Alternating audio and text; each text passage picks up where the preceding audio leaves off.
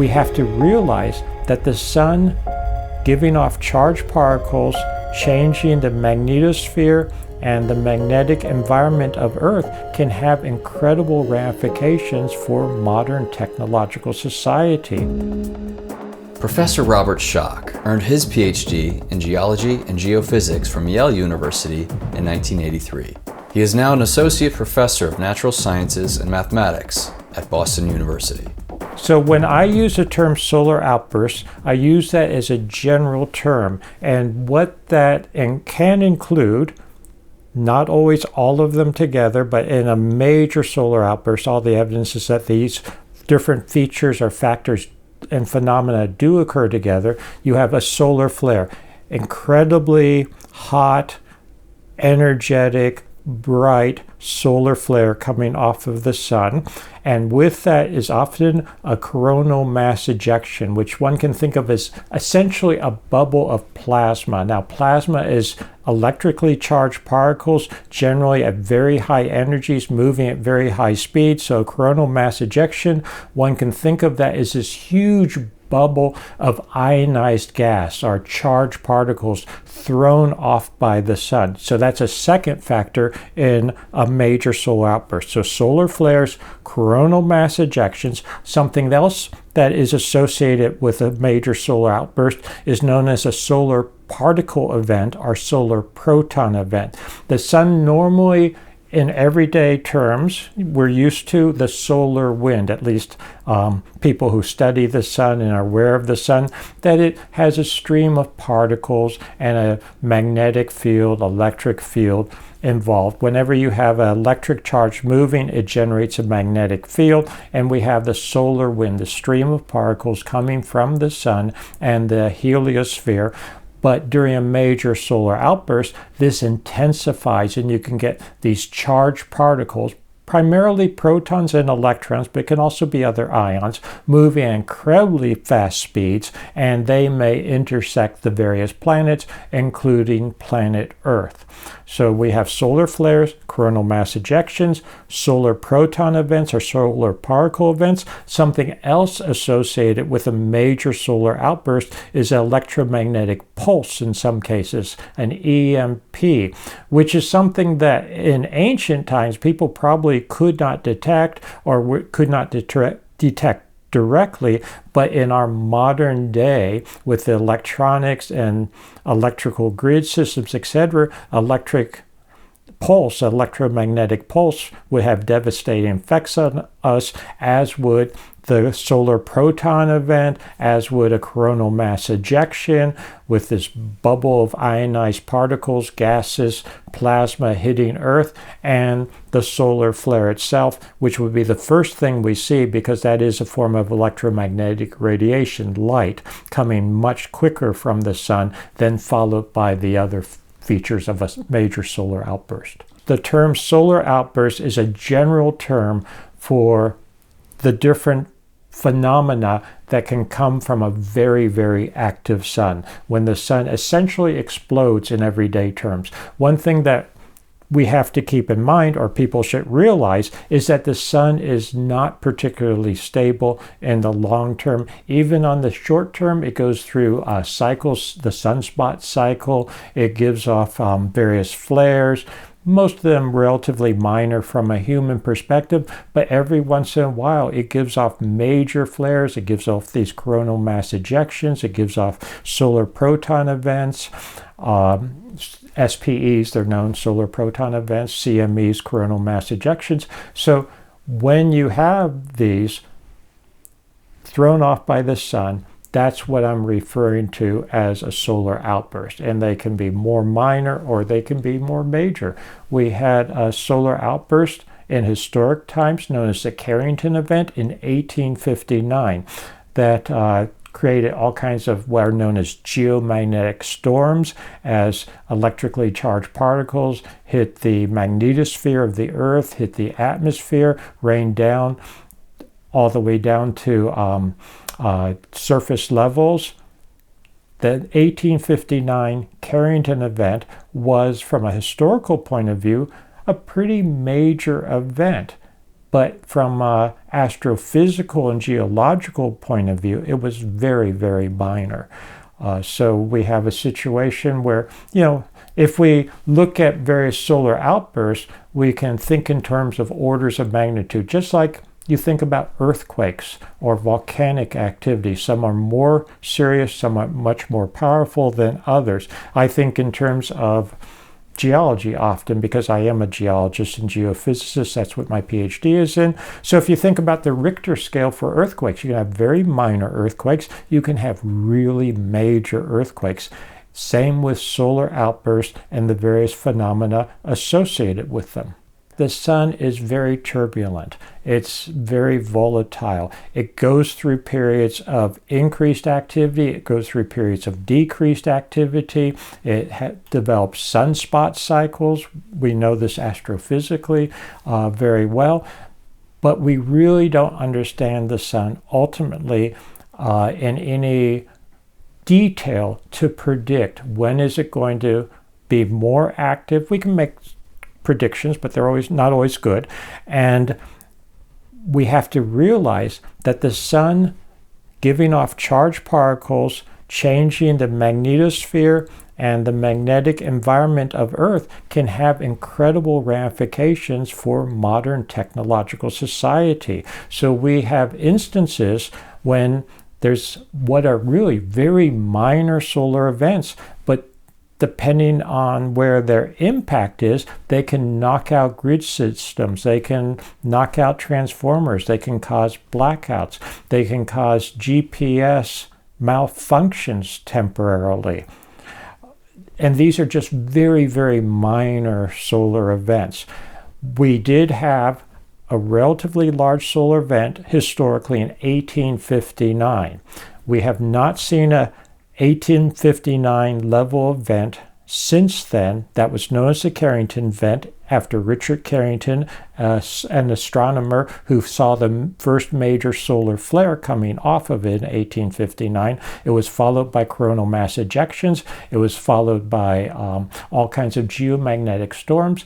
1859, there wasn't much in the way of electricity, but there were telegraph systems. Telegraph systems were overloaded literally. They became inoperable, or they were so overloaded with electricity in some cases because the telegraph lines acted as a huge antenna picking up the electricity and the electromagnetic phenomena that telegraph operators could send messages they found without any kind of external source. In other cases, it wasn't so pleasant because telegraph stations actually burnt down because they were so overloaded. So it caused damage to the telegraph lines in 1859, but that was really a minor inconvenience from the point of view of most people today.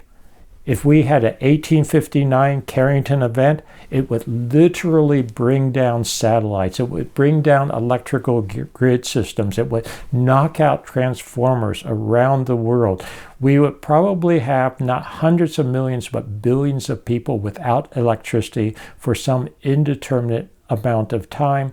Imagine how people would survive without electricity, especially in heavily populated areas.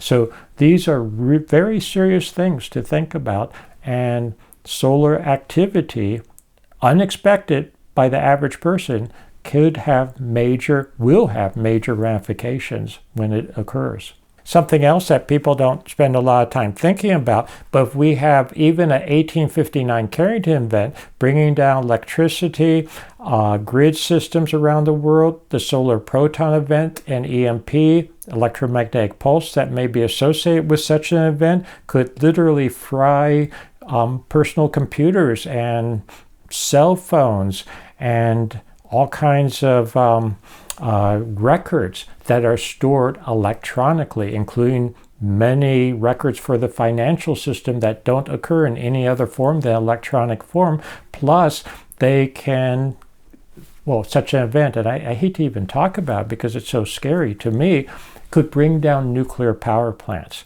because they need electricity for the cooling systems. It's sort of ironic that the nuclear power plants, which create electricity, would be damaged by a 1859 Carrington level solar event so that they could no longer operate properly. You would basically have Fukushima type events around the world at the over 400 nuclear reactors that we have, or Chernobyl like events and radiation leaking. I mean, it's a very, very scary situation.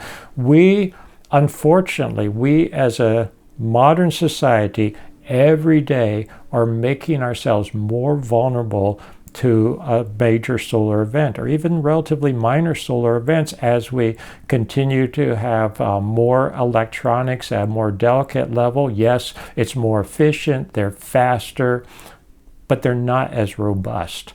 And during a solar event, they would be incredibly vulnerable.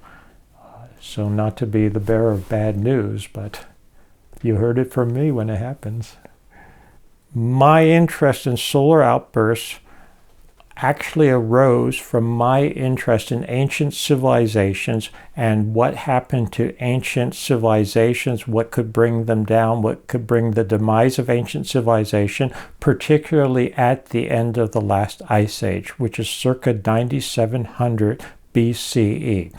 And what I have determined through a lot of work over many decades now is that, yes, there were advanced civilizations before the end of the last ice age, so before 9700 BC, let's think in terms of maybe 10,000 BC as a rough number, so 10,000 years before the Common Era, and the end of the last ice age was at 9700 BCE, where you had demise of early civilizations, represented, for instance, by what I call the Proto-Great Sphinx, and I've done a lot of work in Egypt on the Sphinx and showing that its origins go much further back than 2500 BCE, that I'm convinced it goes back to at least around 10,000 BCE. The head was recarved, etc., etc., and we could talk about that at length. You also have Göbekli Tepe in Turkey that confirms, in my assessment, that yes, we have true civilization, sophisticated culture, going back again to that early period, let's say roughly 10,000 BCE, before the end of the last ice age. At the end of the last ice age, we have data that indicates it was a traumatic change, dramatic change. Increased global temperatures literally overnight. We're looking at ice cores and sediment cores. We can pinpoint very accurately when the ice age ended, when you had these abrupt climate changes, you had earthquake activity, you had torrential rains, rising sea levels. It was a devastating time for these early civilizations. So what could cause this? Some people have suggested comets and meteorites and asteroids, but in fact, their dating of those, even the advocates of that, is 1200 years too early, because I'm talking the very end of the last ice age. And what I'm convinced is that it was a major solar outburst that brought about these major temperature changes, major climatic changes. You would have literally melted glaciers incredibly quickly when you had plasma, electrically charged particles driven down to the surface of the Earth during a major solar outburst. You can think of huge lightning bolts hitting the surface of the Earth in places, because they would be directed in places. It wouldn't be over the entire surface simultaneously, but just like atmospheric lightning, these plasma bolts, if we could call them that, these electrical discharges emanating ultimately from the sun, would hit down in certain places. You can think of the analogy of fire, which actually is a type of plasma, hitting ice or hitting water, melting it, evaporating it, putting huge amounts of moisture into the atmosphere that came down as torrential rains. We also find that when you have those huge glaciers, massive glaciers, kilometers thick, being melt it so quickly it releases pressure, so you have increased earthquake activity, increased volcanic activity. Plus, it's now been demonstrated that in some cases, even in modern times, increased solar activity can trigger earthquakes, sort of like clapping. In the situation of an avalanche, it just takes that small amount of energy to trigger a major effect that was just on the edge of happening. So we have these calamitous times at the end of the last ice age from what I am convinced was a major solar outburst, orders of magnitude greater than anything we have seen in historic times, orders of magnitude greater than the Carrington event of 1859, which is the largest that we've had in historic times. And all the evidence, I'm convinced, is there that this is what occurred. We have geological evidence for that. We have literal vitrification. That is where you would have these intense plasma strikes or lightning strikes hitting the surface of the earth and fast melting and then recongealing of the rock to form a crude natural glass, sort of looks like scoria. So it's a crude natural glass. And that's known as vitrification, right on the Giza Plateau, which is the site of the three Great Pyramids in Egypt, the Great Pyramid, literally, the Second Pyramid, the Third Pyramid, and the Sphinx, an area that I have been studying since 1990 in great detail. There, I'm convinced that we find vitrification. And I date that vitrification back to the end of the last ice age, to the events that brought about the end of the last ice age. Something that we found recently, and my wife, Catherine Ulysses, actually first noticed this when we were recently in Egypt, is that you see patterns emanating from under the Great Pyramid and the Second Pyramid. These look like sort of channels or scars in the rock, but they follow what are known as Lichtenberg patterns, dendritic patterns that you get when you have lightning or major electrical discharge hitting certain types of materials. It spreads out in dendritic pattern, and this is exactly what we see, I'm convinced, on the Giza Plateau, as well as direct evidence of vitrification. In some cases, these Lichtenberg patterns no longer have much evidence of vitrification in them, but I'm not surprised as a geologist because it's been eroded away.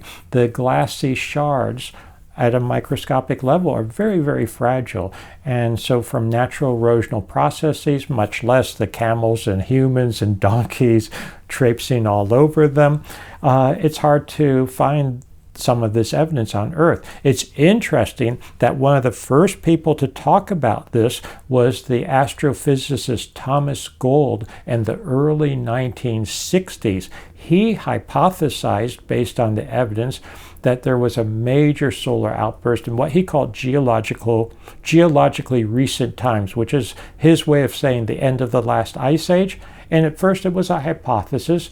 Then, with the Apollo missions to the moon, he actually found vitrified rock on the moon that he attributed to this solar outburst. Why on the moon? Because it doesn't have much atmosphere, it doesn't have the same erosional processes, it doesn't have the same weathering processes, so in fact it would be preserved much more easily on the surface of the moon. And anything in terms of a solar outburst that hit the Earth would also hit our satellite, the moon. So he actually found evidence of that on the moon. We've since found evidence of this, direct evidence and indirect evidence on the Earth. And we also have various forms of archaeological evidence. So for instance, Los Alamos plasma physicist, he's now retired, but the Los Alamos plasma physicist, Anthony Peratt, Dr. Peratt, has found among the petroglyphs, the most ancient petroglyphs around the world. These are engravings on rocks that they mimic or they record plasma shapes that one would see in the sky. So think about the auroras, the northern lights or the southern lights. They sort of look like pretty sheaths of color, but they're essentially from the solar wind hitting the ionosphere, hitting the atmosphere, interacting with the atmosphere. During a major solar outburst, you have such phenomena much more intensely, and also at lower latitudes. You would see them around the world. This has been modeled, and there have been laboratory simulations of this, and this has been very well documented in the laboratory. And he was the first to discover, to the best of my knowledge, that these are also recorded on petroglyphs from this remote period. So people were literally carving or drawing on stone what they saw in the sky. To go even further, again, my wife Katie first noticed that the Rongo script from Easter Island seems to record the same thing, the same phenomena that we're seeing in the sky. Now, that doesn't mean that this script wasn't maybe used later for other purposes, but it seems to have its origins in the same place.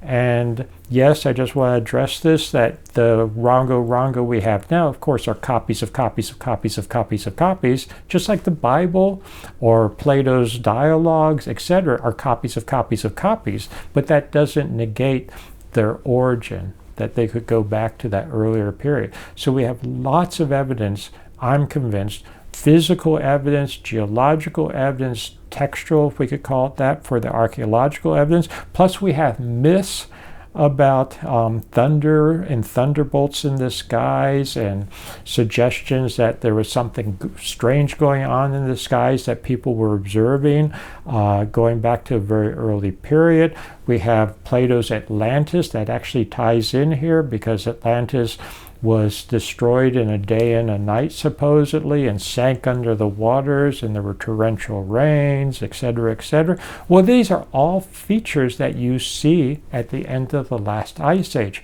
And a lot of people ask me, oh, Atlantis, where was Atlantis? I'm not worried about where, quote, Atlantis was from a geographical point of view. What's interesting to me is Plato's dating of Atlantis. He dates it in our modern calendar to about 9600 BCE. When you convert it to our modern calendar, that's incredibly close, and I think too close for my taste, for simple coincidence, to the modern date that I accept of about 9700 BCE for the end of the last ice age, based on modern analysis of ice cores and sediment cores. So all this data put together convinces me that we had a major solar outburst at 9700 BCE.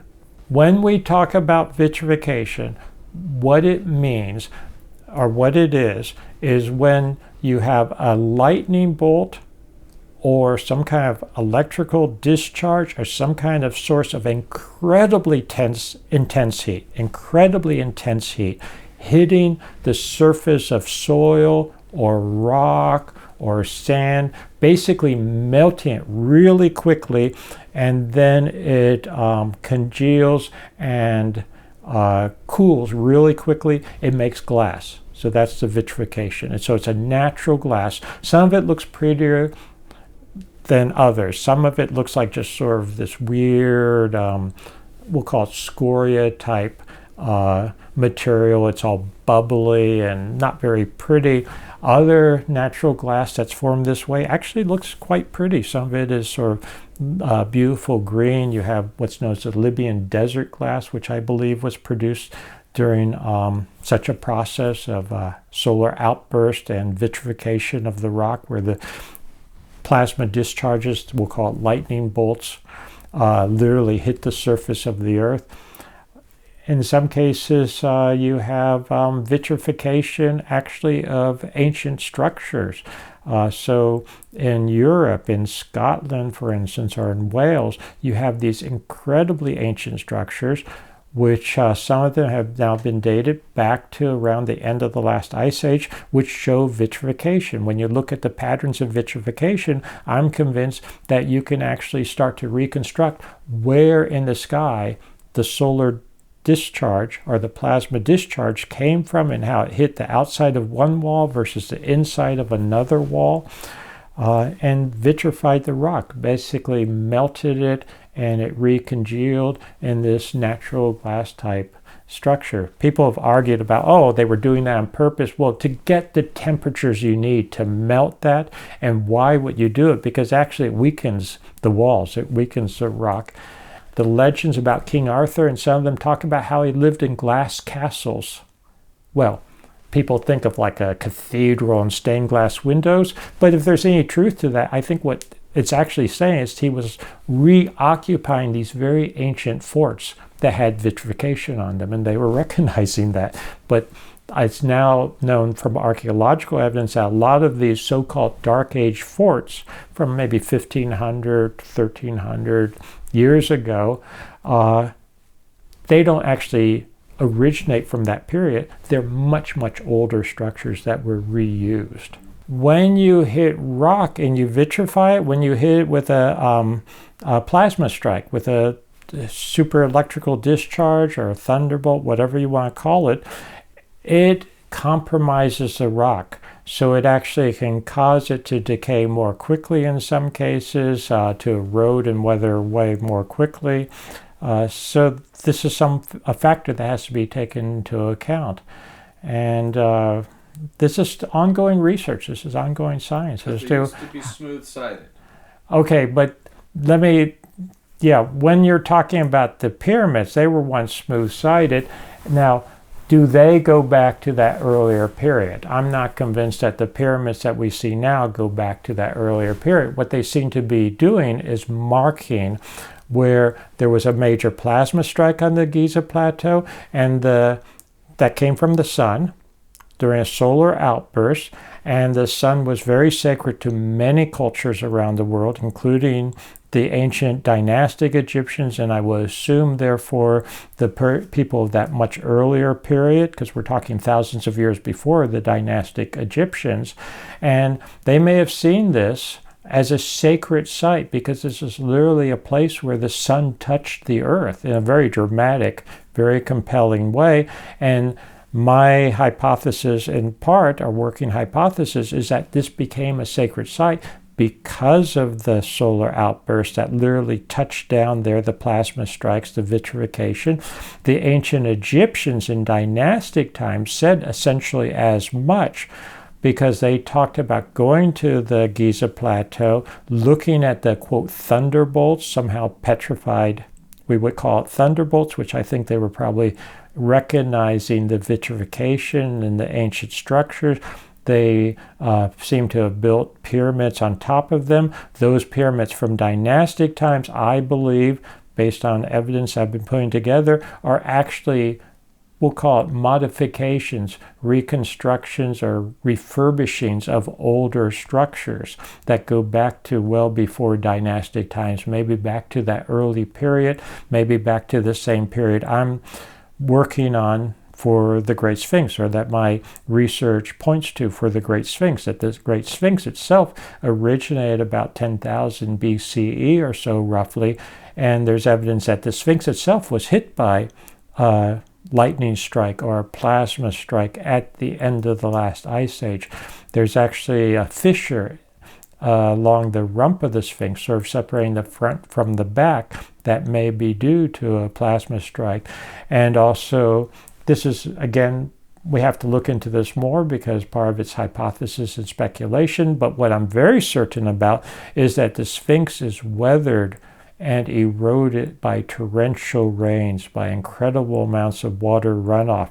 And when do you get that? You get that significantly at the end of the last ice age. And you've had periods of drier periods, moisture periods since then, which would also contribute to it. But for the last 5,000 years, it's been hyper-arid Sahara conditions. So when I was first working on the Great Sphinx in Egypt back in 1990, I first traveled to Egypt to look at it with my now deceased colleague John Anthony West, who got me involved in the Sphinx work.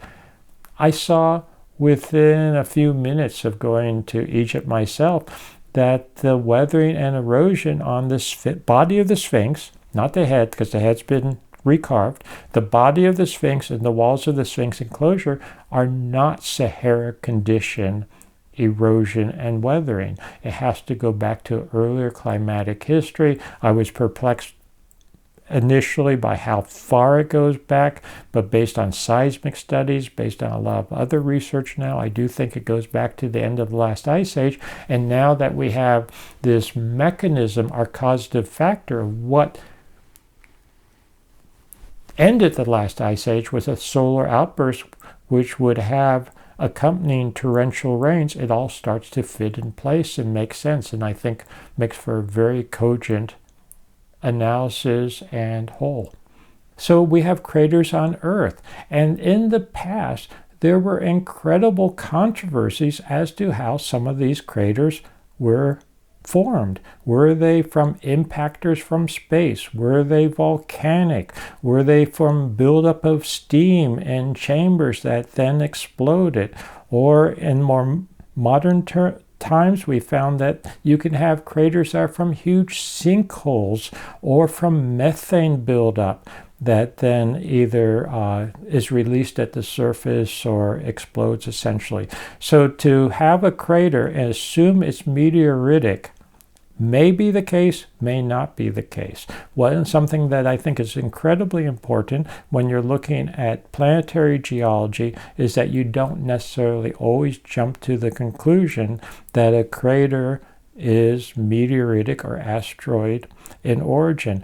And many times, and this is from experimental data as well as natural history that has analysis of actual craters, I'm not convinced that we can always say with certainty how a particular crater formed. What we do understand, I believe fairly well, is that yes, some craters can be formed by major impactors, by physical impactors, I should say.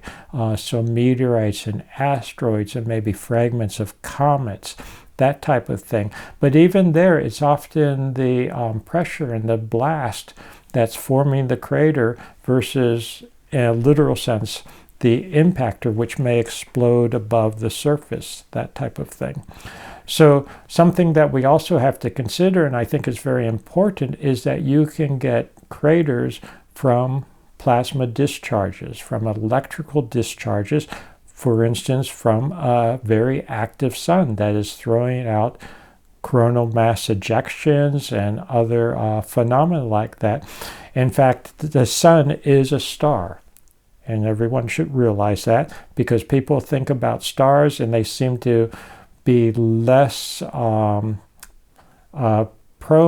to the concept that stars are always unchanging, because we know that other stars can undergo explosions, novae, nova events, and everyone knows, it seems now common knowledge, sometimes stars explode. Well, our sun is essentially in the same category, and it can have more minor explosions, it can have more major explosions, it's now hypothesized that it can undergo what are known as micronovae events, and other stars are known to do this, where they throw out a sheath of particles and electrically charged particles. So think of a coronal mass ejection, but not directed just in one specific direction, not just a bubble of gas coming off, but essentially a sheath of material coming off the star or the sun in all directions, intersecting all the planets. So there's lots of possibilities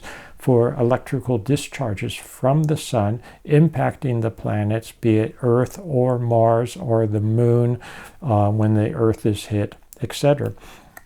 So we get these craters on the moon. We get these craters on Mars. We get other features on Mars in particular that need explanation, need geological explanation.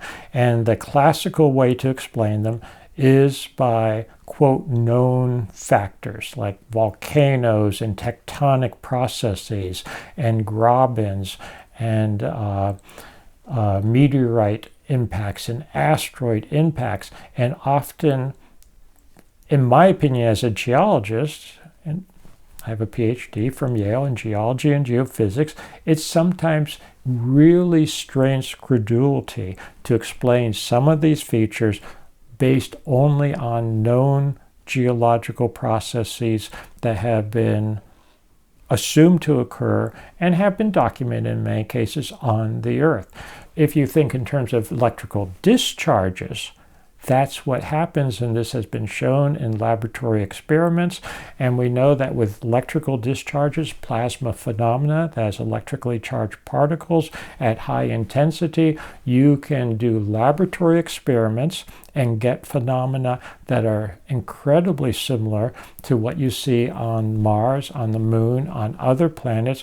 We also know from plasma physics, and this is very well documented now, that plasma and electrical phenomena of this nature can be scalable. So you can literally model things in the laboratory, run experiments to see what really happens in the laboratory. Yes, on a very small scale, but that is scalable up to planetary scales and even larger. So when you start looking at electrical phenomena and combining that with, we'll call it more conventionally known geological processes, I think you start getting a bigger, more cogent picture of what has happened on Mars, the Moon, even Earth. So some features on Mars, like the little craters around the rims of bigger craters, or series of craters that are linear, where you're going crater, crater, crater, crater, right in a line, in some cases starting with larger, going to smaller, or vice versa. That is very typical of powerful electrical discharge phenomena, versus trying to hypothesize that somehow an asteroid broke up and just spewed out a bunch of little craters in a row. And when you get lineation going across of numerous series of craters, again, that's much more similar to electrical discharge properties. And when you get series like that, lineations, then you get another lineation and cutting across it the other way.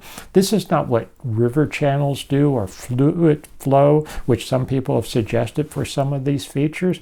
But again, it's very typical of electrical discharge properties. So I think we have to start looking at electrical discharge properties, plasma properties. I believe they would come from a major solar outburst, and not to deny that other geological factors may be important, but we need to look at the broad picture. We need to look at all the possibilities. Something that has been suggested for many of the features on Mars, we'll talk about Mars in particular, is where you have essentially linear features, long features, and it's been suggested that's flow from fluids. Probably, it's usually speculated that it was liquid water very early in the history of Mars, that Mars was very, very different early in its history. That was a blue planet versus the red planet that we see now from the iron and the hematite, the iron oxides, and that you have flowing water. And yes, flowing water will flow in channels. It can form linear features, and it can basically form we'll call it valleys and ridges, that type of thing. But in Mars, in some cases, you see these linear features, then you see cutting across them at an angle, maybe even close to perpendicular to the other linear features. You see other linear features cutting right across them. So think of all of a sudden scraping along, and you've got a bunch of parallel valleys and hills, and then you scrape like your fingernails, think of it on a small scale, scraping right through them, cutting across them at an angle. Water doesn't do that. Water seeks the lowest level. It would flow through them. It would continue to flow through them. It wouldn't cut across them. But plasma discharges will just cut across a surface like that. So something like that is very telling, in my opinion. Other cases, you have what look like quote lakes or riverine type features, but they have no inlet or outlet. Or if you start to try to model them, it looks like some of the fluid was flowing uphill rather than downhill in some cases. It gets very complex and I think convoluted in some cases to try to explain them. as fluid-based features. This is not all the features on Mars, because there are features on Mars that I'm convinced were probably from water or some other fluid flowing, and there are geological formations that sure look like they are water-based formations, that they're sedimentary layers that were laid down. But that's not all of them. I think we have to consider the possibilities that another factor was in play, and that would be major discharges, electrical discharges, which I think would be coming from a very active sun with solar outbursts. Currently, Mars, as we know the atmosphere, has an atmosphere of about 95% carbon dioxide. It has about 2.8% nitrogen, I believe, about 2% argon, various trace gases, including oxygen, water vapor, methane, other noble gases, that type of thing. So, and it has a very thin atmosphere. The atmosphere is about, bit less than 1% in most places, the atmosphere of the Earth. So a very thin atmosphere, primarily carbon dioxide, probably very, very different than its original atmosphere, or when I say original, from an early atmosphere on Mars, based on the geological formations that we're familiar with on Mars. It looks like there was water flowing on the surface, or at least some kind of liquid, we assume water, that there are sedimentary deposits on the surface. There are, what I am convinced, are river channels on the surface of Mars. Some of what have been associated with rivers and riverine channels on Mars probably are not, in my opinion. They may be plasma discharge phenomena, but others probably really are due to water or some kind of liquid flowing on Mars. So why do we have such a major change in the atmosphere of Mars in its history? One reason I speculate, and I think this is a pretty good speculation, is that when it was hit by major plasma discharges from the sun during solar outbursts, it basically threw off a lot of the atmosphere. Having very high energy particles hit the atmosphere of Mars probably energized it, energized ions, energized atoms, which got thrown up to higher levels, could escape from the surface of Mars. And I believe that, combined with a certain level of meteoritic bombardment, which is the general explanation for why Mars lost its atmosphere, would in fact, or could in fact, contribute to this loss and explain why we have such a attenuated, such a weak, such a very low density atmosphere on Mars today. There's some factors that we need to take into account, because it's logical to compare the atmosphere of Mars and early Earth and later Mars, more or less present day Mars and present day Earth. Earth was probably hit by solar outbursts also. In fact, I'm convinced it was hit by major solar outbursts, including at the end of the last ice age. But Earth has not lost its atmosphere the way Mars lost its atmosphere. Well, why? We have to account for that. One thing is, Mars is a much smaller planet. So it's just over half the diameter of Earth. It's got, off the top of my head, about 11% of the mass of the Earth or so.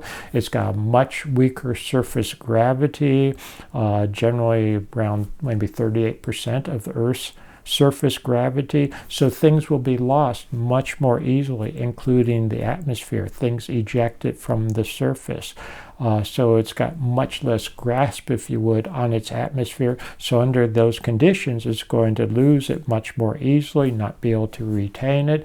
Furthermore, something that I think is important in my assessment is that Earth is a much more active planet tectonically, with much more volcanic activity than we see on Mars, at least in relatively recent times. So you effectively still have outgassing on Earth to replenish some of the loss that Earth would experience, versus that apparently has not been the case for a very long time on Mars, to have the same type of active tectonic activity, the same type of active volcanic activity.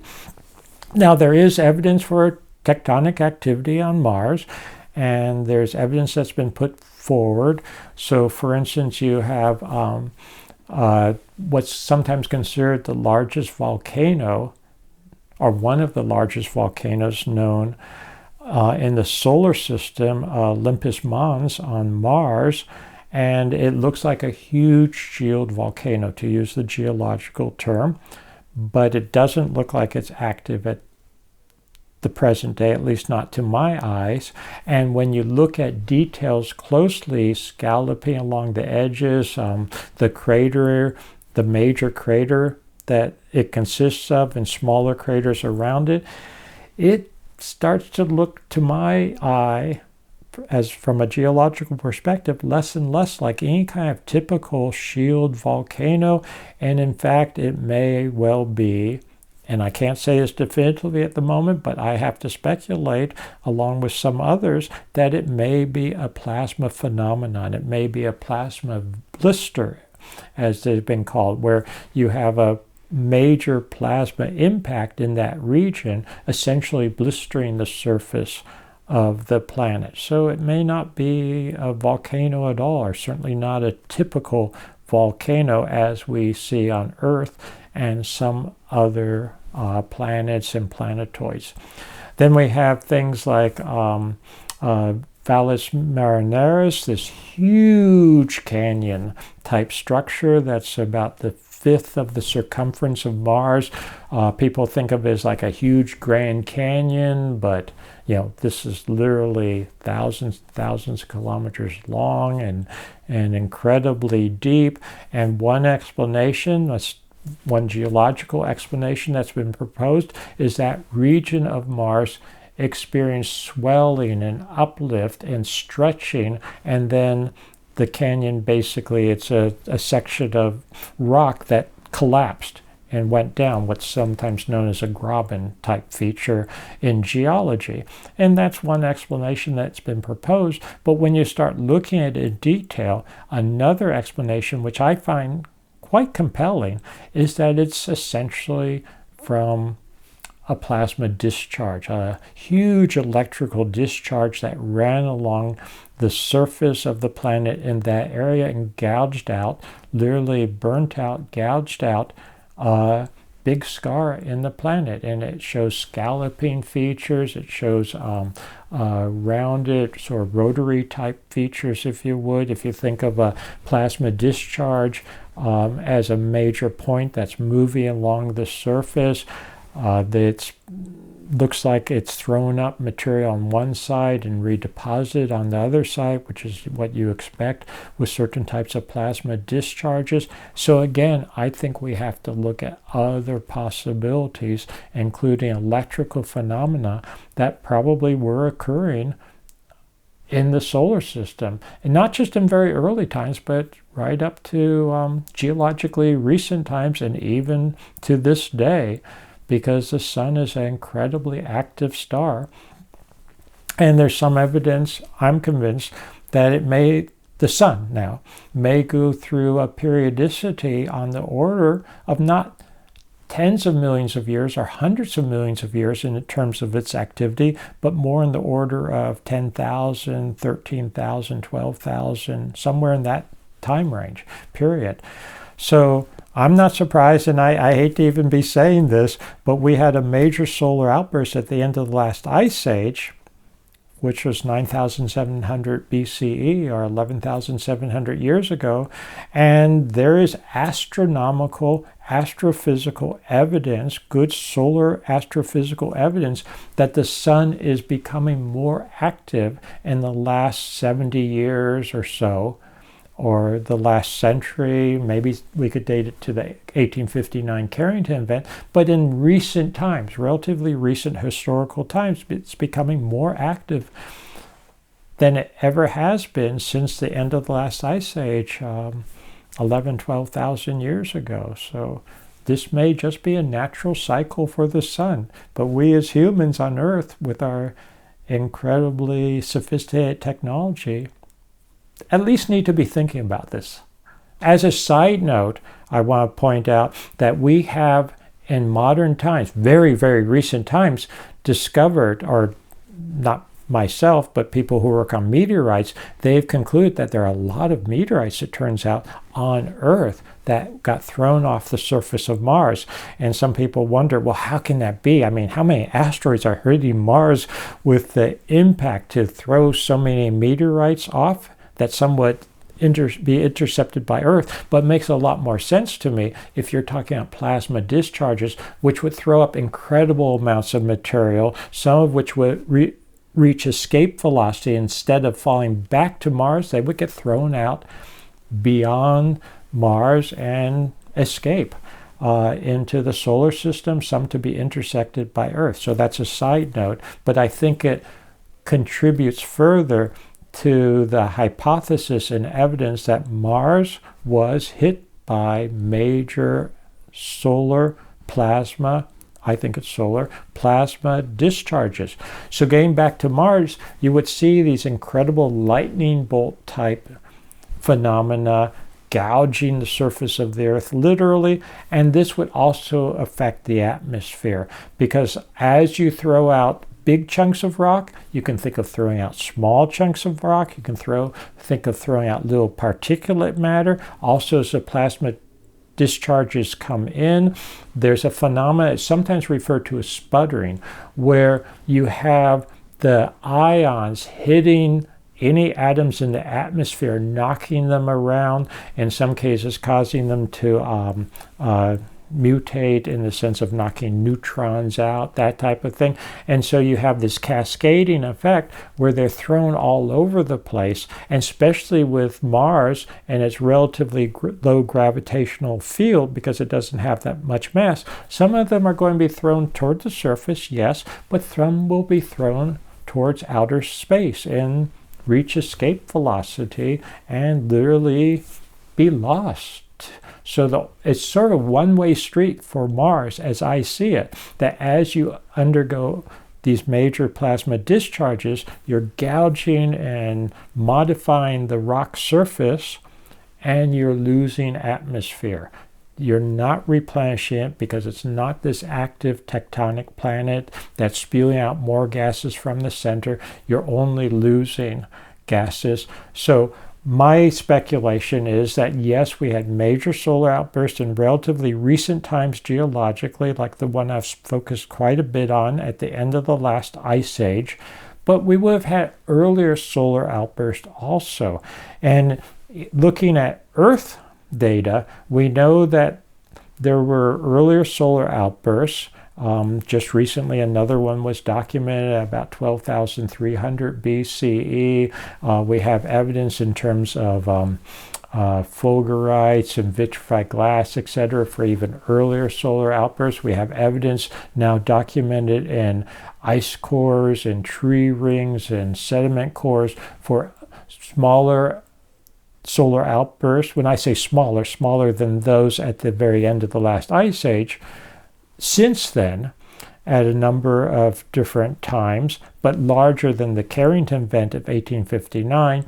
Not to digress too much, but for instance, one that's become famous in the literature is known as the Charlemagne event, because it occurred during the reign of Charlemagne in the 8th century of the Common Era, so not that long ago. And it was larger based on the estimates looking at isotope data, then the Carrington event would have been horribly devastating to modern society. But of course, in the 8th century, 774, 775, which is the best estimate for it, they saw pretty things in the sky. But that was about it, since they didn't have the electronics that we have. Grand Canyon, one could argue it was created by some kind of plasma discharge, electrical discharge that looks like a Lichtenberg pattern. I will not say definitively one way or another, because I don't think we can say definitively one way or another. And honestly, I have not explored it with that in mind whatsoever. And I think we may have a very complex situation with the Grand Canyon, and what I mean by that is the problem that we face on Earth, that we have a very active planet with a very dense, relatively dense, active atmosphere.